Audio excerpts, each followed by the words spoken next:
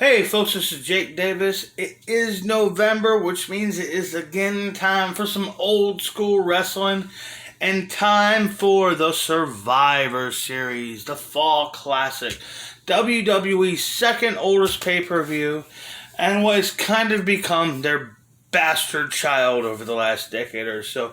Vince McMahon seems to hate the Survivor Series. He intentionally books shitty matches every year. Lately. I mean, there hasn't been a good one in fucking 5 years. I already depressed myself. So, I'm going to talk about the 2001 Survivor Series. In my opinion, one of the best Survivor Series overall pay-per-views of all time. 02 was really good. 03 was real good. It was okay. Shitty main event. 98 is very legendary, and 97 is infamous for all wrong reasons. But I wanted to do 2001 because it may be a one-match show, but holy shit, what a match. It is the most star-studded main event, star-studded Survivor Series matches in WWE history. Might be one of their most biggest main events ever. It's a big one. Anyhow, we'll get to it. This event took place on November the 18th of 2001, of course, live from the Greensboro Coliseum in North Carolina. It had an attendance of over 10,000 fans and a pay-per-view buy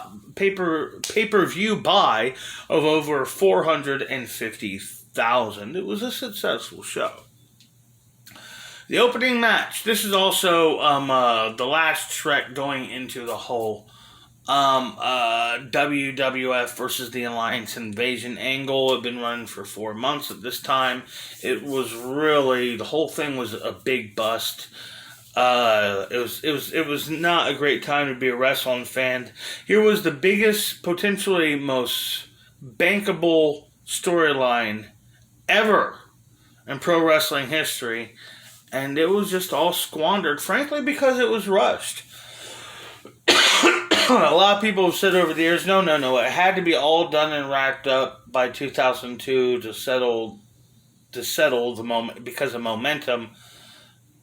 But I disagree. I really think they could have waited to pull the trigger to even launch the Invasion storyline until SummerSlam, maybe even push it back to the Survivor Series. If they would have had the patience to tease it, have it always on the back burner, talking about these people maybe coming in at any given time, as an invasion situation around, and it's straight to the Survivor, it's straight to the Royal Rumble, but, it was iffy, it was a problem, and it was probably always destined to fail, but it failed. It sucked. It was a shitty storyline, and this was the culmination, the finale of this big deal. At least it all concluded with a legitimate 5-star classic, in my opinion. Anyhow, our opening bout for the Survivor Series is a European Championship match. Christian defending against Al Snow. Christian is a member of the Alliance at this time. Why? Who fucking knows? Because he's a bad guy. And then you got Al Snow, who wasn't even really an active member of the roster at this time, and nothing to do with the Survivor Series storyline. Was a manager a trainer on Tough Enough. I really don't know how the hell he got this title shot. I don't know what the story or heat going into this match was. I do specifically remember not one fucking match on this show, other than the main event, was booked, announced, or even promoted until the go-home show on Raw. They just decided, they realized, oh, fuck, we have a whole rest of a pay-per-view to fill up. Might as well book a few more matches. Christian is, he's great on the mic. He's an all-time great heel. He really doesn't get a lot of love and appreciation as he should, too. He starts his bit by thanking all his fans in South Carolina, fully aware he's in North Carolina. That's great. Love it. And the finish of the match is he lures Al Snow outside. He lures Al Snow back into the ring. When Al Snow comes in, he kicks the middle rope, kind of racking Snow's throat on it. And then he hits the Unprettier, the Kill Switch. Much cooler title for that move. And he retains the European Championship. It's not a bad match. The truth is, Christian's never had a bad match. But you see a match, it's not a proper match to kick off a pay-per-view. No build, no heat. It's not a good opener. It's just not a good match to kick off the show. Backstage, we'll see the Alliance members, Stone Cold showing up, building up the whole storyline of Vince McMahon saying a member of the Alliance will defect tonight, and everybody's suspecting Stone Cold to betray his teammates because he has before. We also see the McMahons, Vince and Linda arriving, getting interviewed briefly by Michael Cole, and then they talk to William Regal, which I thought, man, look at the big balls on Bill here. Stepping right up to the boss. I don't believe you. I'm going to put you out of business. I'm going to enjoy watching you go to the poorhouse, old man. And I remembered, the next night was the first night of Mr. McMahon Kiss My Ass Club. Yeah, William Regal, he was done wrong. He was not treated right. He is a legend in spite of his career, not because of it. Our second match is William Regal, who is the commissioner of the WCW at this time, or of the Alliance. And he's taken on Tajiri, who's the Cruiserweight champion at this time. Tajiri was his assistant. He brought him in from ECW. Then Tajiri fell in love with Tori Wilson. I guess because they both turned babyface, they joined WWF. And now they're feuding. Literally with the very first spot, Tajiri hits a front kick, pops Regal in the nose for real, and busts his nose open. Regal's bleeding right away. There's a lot of kind of miscommunication here and there. There's a lot of hard hits.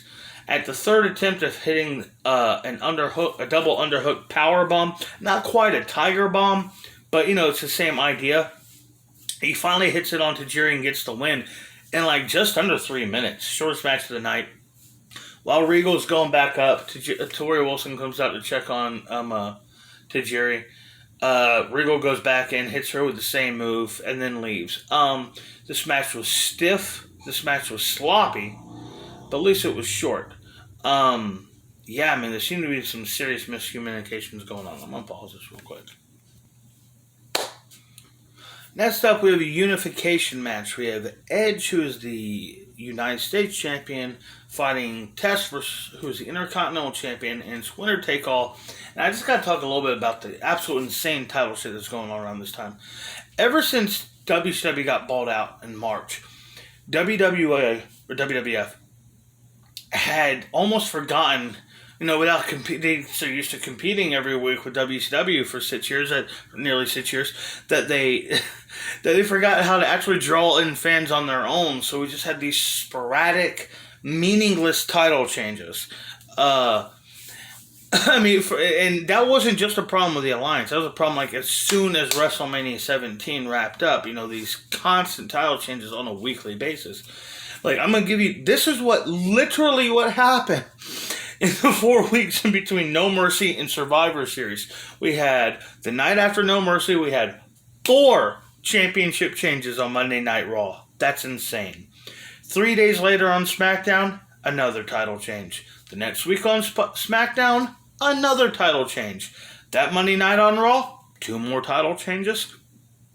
And on the the Go Home show for Raw, another 2 title changes. Hell, there was even a title change on an untelevised Heat recording. Plus the title was vacated, so it's 12. It's 12 title changes in just a few weeks. Plus 3 matches on this card guaranteed to crown a new champion. That's just insane. How can you invest in a title? And do you remember Test being Intercontinental Champion? Of course you don't. Because you don't remember the cup of coffee you had 20 years ago. It's insane. It's insane. Anyhow, I thought this was kind of a boring match. I like both these guys. Test never got to reach his full potential. And Edge, of course, is one of the all-time greats, certainly of his generation. But this match just never really, to me, got out of second gear. I've never really been a fan of this match. I had plenty of time. And even going back and watching it yesterday, I was just like, kind of couldn't wait for it to end. You know what I mean? Eventually, Edge hits a kind of a modified victory roll and gets the win and becomes the only man to ever hold the Intercontinental and United States Championships simultaneously. But yeah, this was a far more boring match than I remembered it being. Not to put down either man, but it's like, wow, this kind of sucked going back looking at it. Up next, we have a second unification match. This one for the tag team titles. And all up inside the steel cage. Oh, yes, sir. We have the WCW Tag Team Champions, the Dudley Boys, taking on the WWF Tag Team Champions, the Hardy Boys. There is a double fuck-up here. Howard Finkel gets that mixed up, calls the Hardy Boys the WWF, the WCW Champions, and the Dudleys the WWF Champions, and so do the graphics. I thought I was fucked up. I went and looked it up, but I was right. Because I'm always right. Anyhow, this was a good match. This was a really good match. And when the show finally kicks into high gear here. I love the opening spot. The theme music, Hardy Boys theme music still hasn't stopped playing yet. And all four guys just kind of lay their belts on the canvas. I dare you to cross that line. That kind of situation. And they start with a regular tag match at first, which is kind of insane to me. It's a cage. There's no tags. Just fight. Anyhow, yes, fight they do. There's this great spot where Bubba gets thrown into a cage, and it's like his back bends over sideways. It's a really gnarly looking bump. They definitely give you a highlight of that. Eventually, Stacy Keibler is able to show Nick Patrick some of her righteous booty and pickpocket the key from him and slip in a table underneath into this cage door. The Dudley Boys set it up, but the Hardy Boys are able to fight him off. Matt escapes the cage, finally getting away. But this just leaves Jeff all by himself against both Dudley Boys. He's able to fight him off a bit, able to get some momentum, and then he gets to the top of the cage. But he sees that Bubba Ray Devon Dudley, for some ironic reason, has stumbled onto the table that was set up. So he says, fuck it, goes for the swanton. Devon moves. Bubba Ray rolls over and covers him, and the Dudley Boys are the undisputed tag team championships. I have no idea which one of the 24 title reigns this officially counts as, but they won a lot of titles, is what the point is. This would also interestingly set up a storyline that I was intrigued as a teenager. The fall of the Hardy Boys, where Matt finally just had enough of, Lita's always interfering. And Matt is always taking these risks that end up costing us. I'm a tag team champion, I'm a European champion, I'm a hardcore champion, and at what point are you two just holding me back? And this could have been a really good, interesting opening for a great heel turn, but they have their match at Vengeance, which had kind of a screwy finish, and by the Royal Rumble, they're partners again, and then they did this really stupid thing where they kept them together, but broke up the Dudley Boys during the draft, but then put the tag titles on SmackDown and kept the Hardys on Raw. So the Hardy Boys are still a team, but can't even challenge for the title. What? It was stupid. Stupid. Moving on. Up next is the Immunity Battle Royal. Now, the whole stipulation to this match is there will be a shitload of dudes from Raw, a shitload of dudes from SmackDown, and whoever wins the Battle Royal will have immunity. They cannot be fired for one full calendar year until after next year's Survivor Series. No matter what they do, they cannot be fired. Goddamn. I've written down all their names, but I didn't bring my laptop. I'm doing this freeform right now, if you can't tell. I usually do anyhow. I usually write a shitload of notes and just don't use any of them. Anyhow, The Immunity Battle Royal was strange. Right before the match, Tess jumps Sky too hot. He said, "Yeah, you're in the Immunity Battle Royal." And I said, "Pop him." "No, anymore, you're not." It was bad Canadian. Sound like it was tarded. Yes, I said tarded. Deal with it. All 4 people who see this, deal with it. Anyhow, yeah, so he steals Sky Johnny's spot, which is weird because it's an invitational. You could have just gone down there and gotten to the match anyways, you fucking asshole. So the WWF guys come out, the WCW comes out. The WCW guys do come out to let the bodies hit the floor, but the WWF guys do not come out to Control by Puddle of Mud, which was the theme song for this pay-per-view and also does not appear during the main event hype package, which spun me out. Also, I want to point out the opening package of this show was terrific. Featured footage from, you can see Freddie Blassie, Pat Patterson, Gorilla Monsoon, Killer Kowalski, all kind of like standing around in this gym staring at the ring thing. What WWF mentioned, the WWF could die tonight. And they're playing The End of Is Near, which was the theme song for so many retirement matches and Armageddon pay-per-views and Hell in a Cell matches for years on end. But was never more appropriate than it was for that moment, that usage, that opening package for Survivor Series 2001. I meant to talk about that, but great opening package for this show, in my opinion. The Immunity Battle Royal is strange for many, many reasons. First off, Sean Stasiak does his, guy runs into a wall gimmick, gets thrown right out by Bradshaw before the bell even fucking rings. I don't know why he didn't just get right back in. The match hadn't started. You're not eliminated.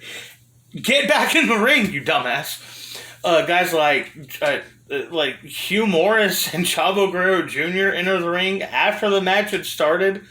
Taz had no affiliation. By the way, that's another thing. There's 6 former world champions in this match, and not one of them are treated as a fucking threat. There's Taz, Justin Credible, Tommy Dreamer, Raven, Ron Simmons, or Farouk, damn, if you will, and of course, one of my all-time favorites, Diamond Dallas Page. And not one of them are even treated as a possible winner for this match. DP gets eliminated by Chuck Palumbo, who comes out with a fucking WWF, by the way. Did he forget which locker room he was supposed to be in that weekend or some shit?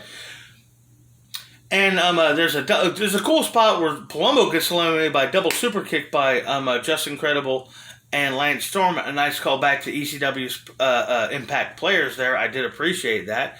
A great spot where the Hurricane puts on his cape to do a flying crossbody on Farouk, and Farouk just kind of sets him down and clotheslines him out the ring. It was really funny. Taz gets thrown out by Billy Gunn after talking shit to Paul Heyman on commentary, and Heyman has this great bit. The referees are trying to get Taz to leave the ringside, and Heyman is jumping up, standing behind JR like, come on, I'll fight you. Come on. It was great. That was really fun. Eventually comes down to the final 4. Tess thinks he's thrown out Billy Gunn, and he dumps up Bradshaw and Lance Storm then he dumps out Bradshaw and Lance Storm together. Billy Gunn comes back after him, goes for a famous server. Bradshaw hits that lovely, beautiful big boot of his, knocks out Lance Storm, and wins the Immunity Battle Royal. I've always thought that this was a cool move, an interesting concept for a match, but was never properly utilized. Think of this, a concept of a match. You don't get a title shot, you don't win a championship, you don't get a fucking stupid ass trophy nobody wants or a crown that doesn't mean anything. But the idea, if you win this match, this one specific match for a full year, you cannot be fired. You cannot be fined. You cannot be suspended. You cannot be reprimanded in any way. You are untouchable. What a brilliant way to create a brand new top heel. And WWE didn't utilize that. They had a great idea and didn't realize it.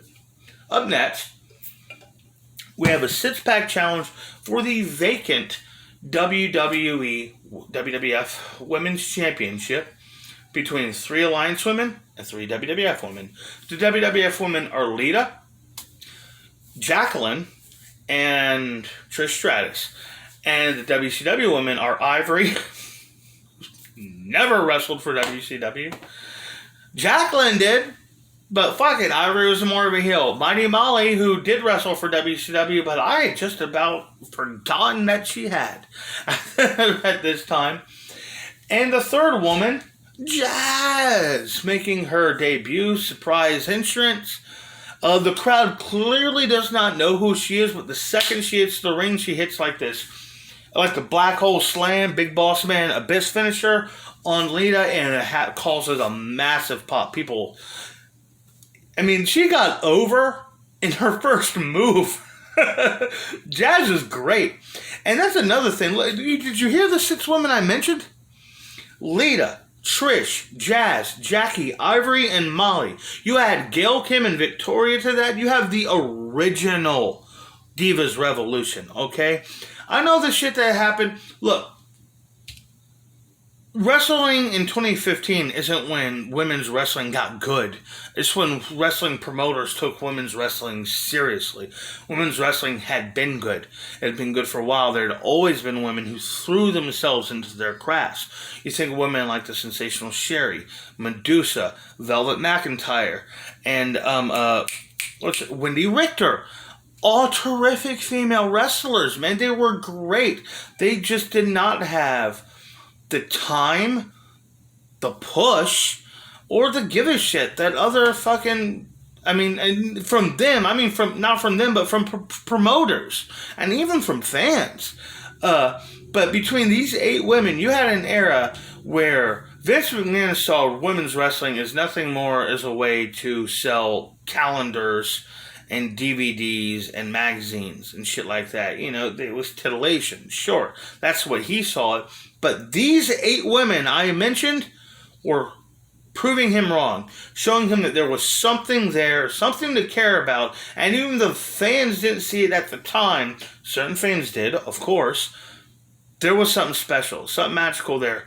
Now, this starts as a kind of a traditional 6-pack challenge. I really like the idea of 2 people to start tag-ins, but I like this really should have been an elimination match because the tags get thrown out, who gives a shit, and turns into a wild brawl.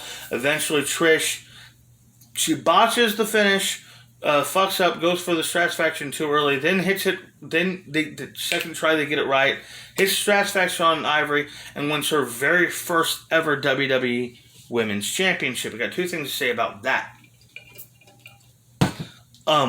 First off, Trish winning the Women's Championship, and you just hear JR and Paul Heyman talk about, oh, what upset. You know, considering Ivory and Jackie and Lita were in this match, gotta consider this an upset, even though she was a babyface. These guys, clearly, even the announcers had no idea that an entire new era had just started. This is the first fucking moment Trish Stratus was the women's champion, maybe the greatest women's champion of all time, is in my opinion. This was a big moment, and I also felt that this match should have been structured better. We could have trimmed a few minutes off of Edge and Test. We could have cut the opening match entirely if you wanted to, or even Regal versus Tajiri for that matter.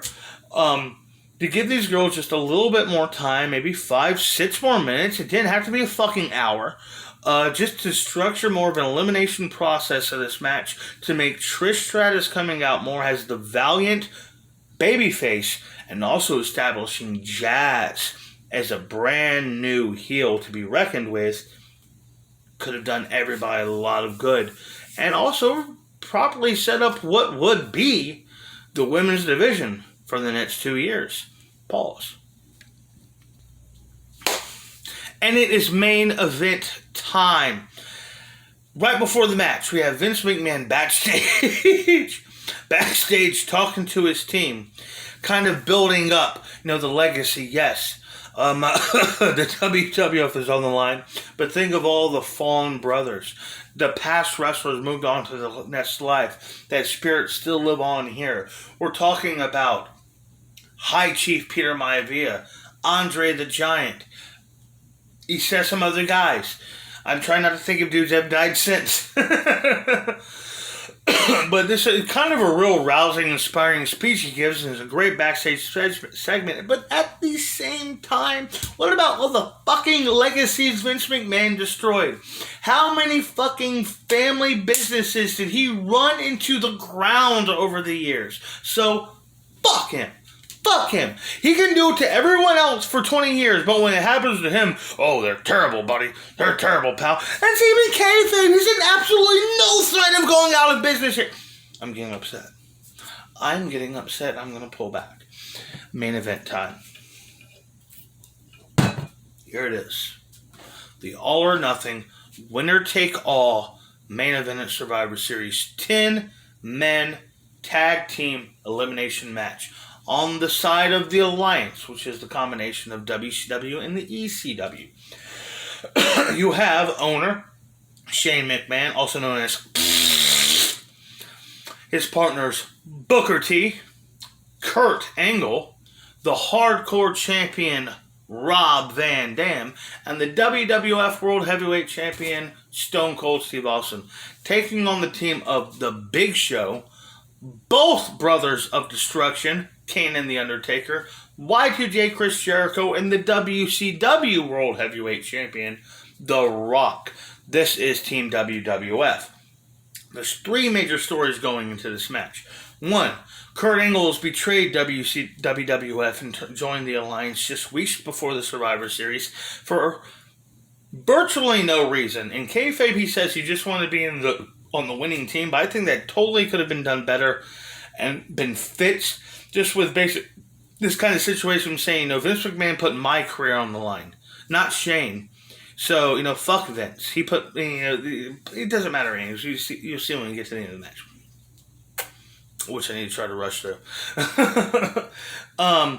We have The Rock and The Rock and Chris Jericho have been fighting over the WCW World Championship for the last month, so they're not on the same page. You have Vince McMahon is guaranteed that there is a defector in the Alliance. Spoiler, of course. Of course it's Angle. Of course it was Angle. No one thought it was anyone but Angle the whole time.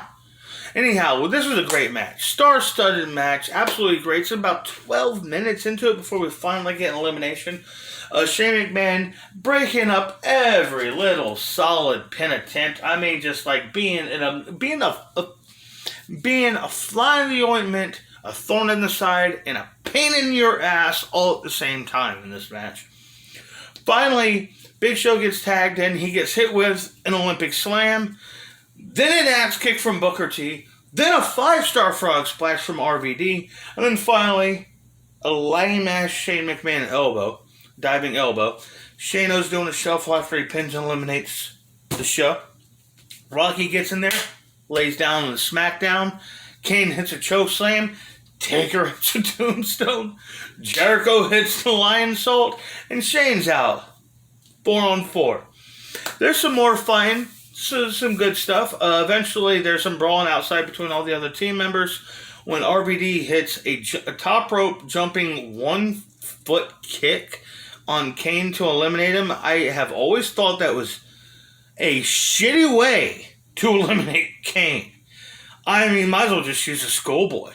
I mean, what the fuck? That's Kane. A 1-foot drop kick? You fuck right off on Kane. He doesn't deserve a 5-star frog splash. Kane ain't worthy of a 5-star frog splash. I'm going to get mad again. Hold on. Because I really like this match and I love this show. But I love this match and I like the show. But Kane deserved a better elimination. So Taker goes on a roll. Starts laying waste to all these motherfuckers, but gets hit with a Stone Cold Stunner. Angle makes the cover, and we are down to 2-on-4. Booker T gets involved in this awful spot. Awful elimination here. Booker T goes Irish Whip The Rock. Rocky reverses it. I hate this spot. This elimination, too. Fuck you, Pennywise. Rocky reverses the Irish Whip, throwing Booker T face first into Angle, because Angle, RVD, and Austin are arguing on the apron, because they had like an internal feud going on from the last month. Booker T faced the headbutts Angle. Rocky, Schoolboys, Booker T. Booker T's right shoulder is like 7 inches off the fucking... You could slip a goddamn porn star cock in between his shoulder and the goddamn canvas. But no, he still gets the 3 count, and Booker T's eliminated. It's some bullshit. So Booker T's gone, and we're down to 2-2. 2-3. RVD and Jericho do some terrific wrestling back and forth. Eventually, Jericho hits the breakdown on RVD, or you can call it the skull crushing finale, because it's been the Miz's main event finisher for over a decade now. So that's what most people probably think of that move as. But he hits that move on RVD. RVD bumps wonderfully for it, by the way, and RVD's eliminated, leaving it down to 2-2. So we're down to 2 versus 2. Austin versus Angle have been feuding for months, versus Jericho versus The Rock, who have been feuding for couple of months. It's a pretty good solid tag team match back and forth here for a while. Rocky's really struggling to get back to the apron after being beaten down on the outside for a long time. Eventually he does get back in, and he's able to lock Kurt Angle in the sharpshooter, and Angle taps out immediately, almost as if he doesn't want to be in the fight anymore, leaving Austin down 1-on-2, which is a rare situation for the heel to be in a Survivor Series match, by the way. Austin's able to fight from underneath, roll up Jericho in another modified fuckfest of a victory roll in this show, and eliminate Jericho. Jericho is pissed. He's absolutely enraged, cannot believe he's eliminated like this, and hits the breakdown on his own partner before leaving. Taker comes out, like, what the fuck are you doing? You almost cost us our jobs, getting Jericho off of ringside. It was weird to have Taker come out and do that, considering this was clearly Jericho's finally, staking down. He is a heel now after a few weeks, about a month of build to it. He's definitely a heel by the moment he hits the breakdown on Rocky. He is a full-fledged heel right now. And having Taker be the one to come out there and to try and chase him off was weird, because Taker be turning heel in like 2 weeks too. So that was weird to me. So now we're down to 1-on-1, Stone Cold Steve Austin versus The Rock. This match was the main event at WrestleMania earlier in the year, and the crowd is absolutely at a boiling fucking point. It's just finisher fest galore right here. They trade sharpshooters, rock bottoms, stunners. It's absolute fucking madness. The referee gets knocked out. Finally, Austin has the match won when Angle hits the ring, picks up the WWF Championship, and clocks Stone Cold with it. Rocky hits the rock, one last rock bottom. Hebner counts a 3 count that is slower than fucking erosion, and The Rock has won this match. It's a great match. It's phenomenal. Austin fucking McMahon has to come out and do this big, like he did something earlier. It's embarrassing and terrible. Not as embarrassing as what I just did, but it's bad. And Stephanie has this hysterical scream breakdown in the back. It's really funny. But yeah,